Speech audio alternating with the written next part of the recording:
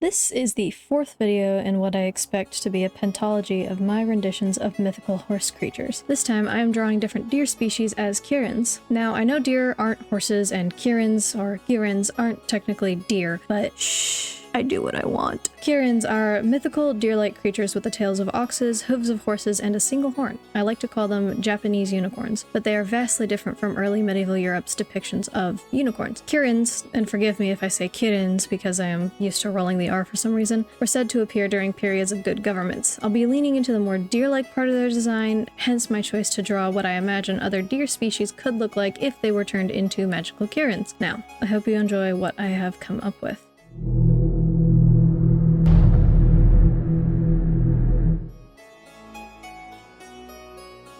The Sika Deer are, from what I read, considered sacred in Japan, or Sika. I don't know if I said that wrong or not.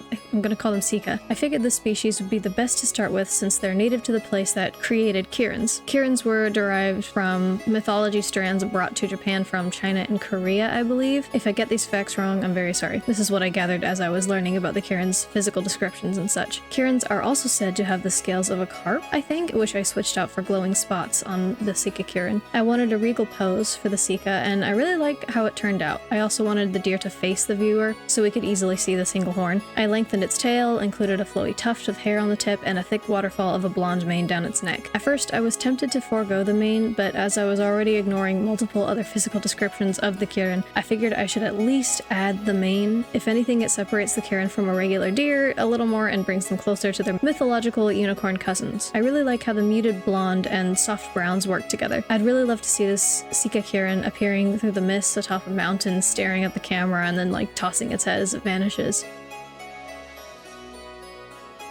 Reindeer are just majestic. Their antlers are huge, their coats are a beautiful white color, their feet have like these little boots of fur to keep their feet warm in winter. I knew I had to include a reindeer, and I wanted this one to be in a running, jumping pose. You'll see I lengthened the tail again. I think I do that with a lot of mythical creatures. However, this time I kept the mane and tufts quite short. It wouldn't do to have their long hair frozen off in the winter. I considered giving this one a red nose, but I eventually decided not to. Rudolph was not a Kirin. He could be. Maybe he's not. I don't know. I changed up the typical patterns found on reindeer as well, and I wanted to add little flecks of white along the reindeer Kirin's flanks, tail, ankles, and rub, mimicking snowfall. I'm also incredibly proud of the little puff of air coming from its nostrils and mouth. I did good. I also added a mane of sorts to the underside of its neck and belly, trying something new. And here is the reindeer Kirin. I think I could have done better with the pose and anatomy, but overall I'm pretty pleased with this result. I don't think I've drawn a deer since I was like 14 or 13, I'm not sure, probably incorrect. The eye and horn and hooves are very silvery and nice, and I think I really love drawing creatures.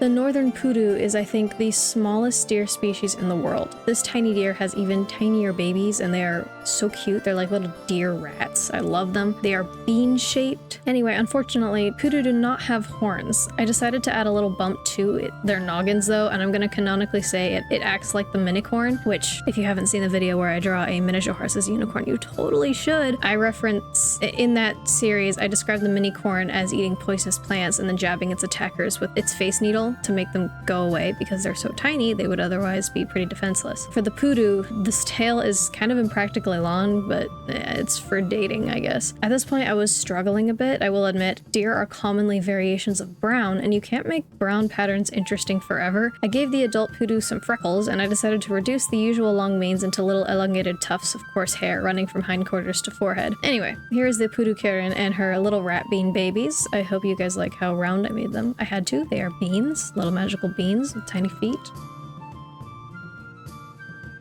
Did y'all know that the moose are the biggest species of deer in the world? They are downright massive. Also, the reason why the plural of moose is not meese or mooses is because the term moose is not derived from traditional English. Moose is a loan word, a word English speakers kind of just yoinked from another language to describe an animal they had never seen before, and it has little to no modification. Anywho, I think I had the most difficulty and the most fun figuring out how I wanted to pose my moose Kirin. Moose are incredibly huge and they walk in this lumbering sort of gait, but it contradicts contradicts the descriptions I read of Kirins, who are said to be so careful and light when they step that they don't damage a single blade of grass. I wanted to convey a bit of that magical lightness in my moose Kirin while also showing off its unique single antler. Instead of a typical deer antler, moose have these giant like scoops atop their head, and I wanted to keep that look. This antler turned out more like a crest, but it's pretty nice, honestly. It fits. It looks balanced, easily recognizable, matches the absolute size of this unit. I also wanted to add long feathering around the moose's feet, mimicking the look of draft horse unicorns. I also made the entire horn and its hooves glow and added some splashes of glowy sparkles to its rump and forehead just for funsies. And here we go. I think this giant boy is my favorite of them all. It's unique, strange, whimsical. It turned out wonderfully, honestly. I can definitely imagine this thing towering over a car in the dark, eyes and horn glowing like some horrible eldritch monster, and then it just tiptoes away.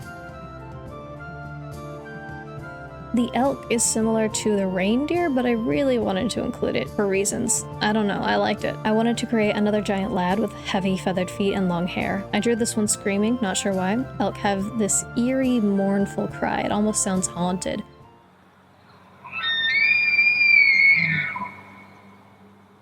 And I wanted to pose this boy in an easy stance with its head tilted up and tail coiled like the old paintings of mythical dragons and unicorns. I really like how I arranged the colors on this piece, despite them being really similar to the reindeer. I decided to keep its mane extra long and with the tail as well, although I ended the mane at the withers. I'm thinking these guys are a bit more royal looking and sounding than reindeer. Their coats are shinier and richer, and their antler grows even sturdier than the reindeer. If reindeer Kirins were the choice of peasants, elk and moose would be the choice of royals, kind of thing. And we done with that one. He has a simple pose, but I likes it. He screams, for he do not know. On a side note, I also gave him feathered feet, just like the moose. The eye turned out really well too, and I think I did alright when choosing which colors should go where. I hope to get better at deer anatomy and posing and all, but this is good enough, good enough.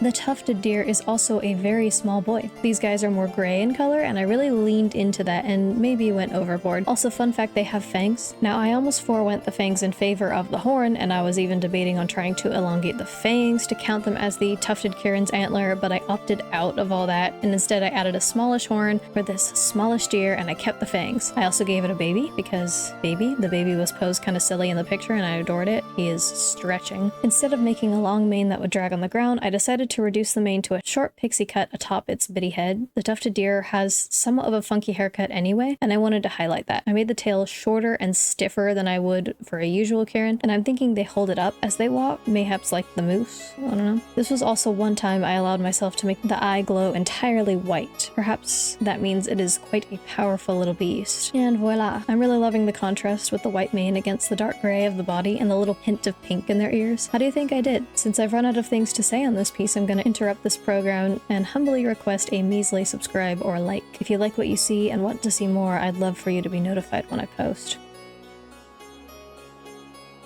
The Chital really stuck out to me as I was researching deer species. Also, let me know if I'm saying this wrong. They're just so orange. How could I not steal its look? Originally, I wanted to do another looking at the camera pose, but I decided on two poses. One leaping, one being dumb. I also wanted to include a female version of this Kirin, because most deer species, the females have no antlers, and I wanted to test and see if my design stood out as a true Kirin among normal deer, without showing off an antler. Another thing about the Chital deer that struck me is their spots don't fade when they're adults. I wanted to include all their cute spots and white bellies and legs seamlessly, so I made the mane and tail a white silver color. I also messed around with tail styles quite a bit and settled on this mix of long and short, and I like it. It's unique. Overall, I think the Chital Kirin was one of my favorites. I got an orange ears, white floofs, unique mane and tail. Yes sir, I think I could have made the eye a little more orange, but that's a problem from later me to regret. But overall, I'd call this a success.